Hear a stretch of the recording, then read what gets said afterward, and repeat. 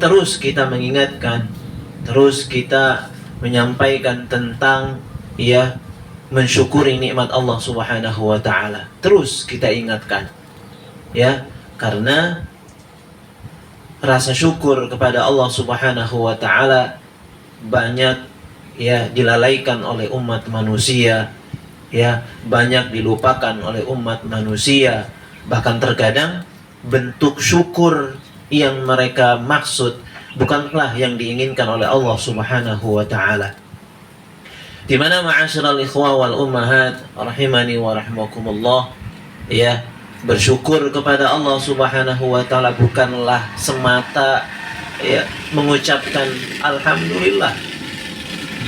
Bukan semata-mata mengucapkan alhamdulillah lantas orang tersebut sudah dikatakan bersyukur, tidak. Tetapi orang yang bersyukur kepada Allah adalah orang yang memanfaatkan segala kenikmatan yang Allah berikan kepadanya, segala kenikmatan yang Allah anugerahkan untuknya di dalam rangka mentaati Allah Subhanahu wa taala. Al-Imam Ibnu Qayyim rahimahullah taala pernah menyebutkan bahwa seseorang dikatakan bersyukur apabila memenuhi 3 perkara. Yang pertama adalah dia mengakui bahwa segala kenikmatan yang dia dapatkan adalah dari Allah.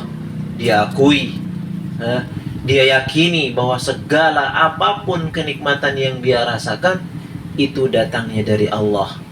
Kemudian yang kedua kata Imam Ibnu Qayyim rahimahullah adalah dengan menyebut-nyebut nikmat Allah, menyiarkannya bahwasanya Allah Subhanahu wa taala memberikan kenikmatan untuknya.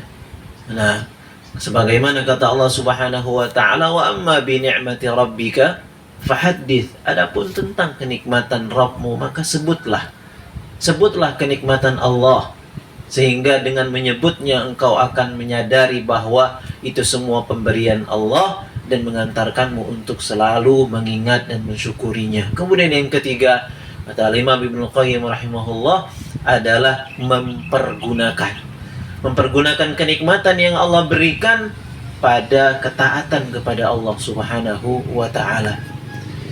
Sebagaimana Rasulullah SAW, kita tahu bagaimana ibadahnya beliau, bagaimana luar biasanya ketaatan beliau sallallahu alaihi wasallam.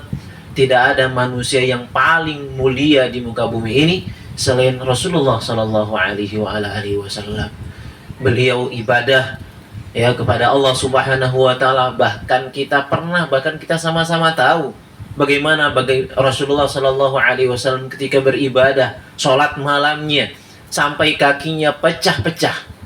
Maka Aisyah radhiyallahu taala anha wa arda mengatakan, wahai Rasulullah, bukankah engkau telah diampuni dosamu yang telah lalu maupun yang akan datang? Maksudnya, kenapa harus sampai seperti ini engkau beribadah, wahai Rasulullah? Maka kata Rasulullah sallallahu alaihi wasallam, afala akunu abdan syakura. Apakah aku tidak boleh menjadi hamba yang bersyukur kepada Allah?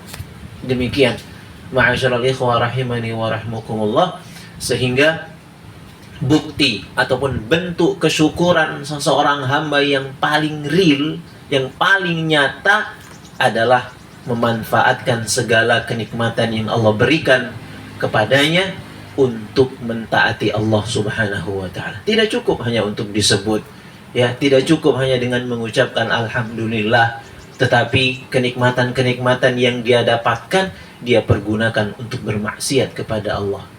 Nah, maka ma'asyiral ikhwah rahimani wa rahimakumullah, ini untuk pentingnya untuk selalu diingatkan tentang mensyukuri nikmat Allah Subhanahu wa taala. Walaupun bentuk syukur yang kita lakukan, bentuk syukur yang kita haturkan kepada Allah Subhanahu wa taala tidak akan pernah mampu untuk membalas, untuk menyaingi segala kenikmatan yang Allah Subhanahu wa taala.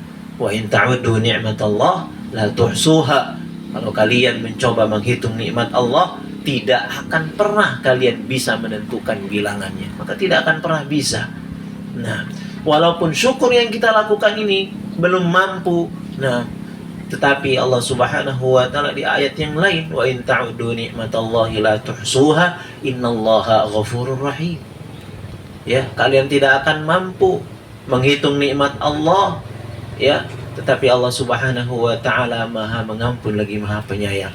Artinya apa? Al-Imam Sa'di rahimahullah taala, walaupun syukur yang kita lakukan penuh dengan kekurangan demi kekurangan di segala sisinya, tetapi Allah Maha Pengampun.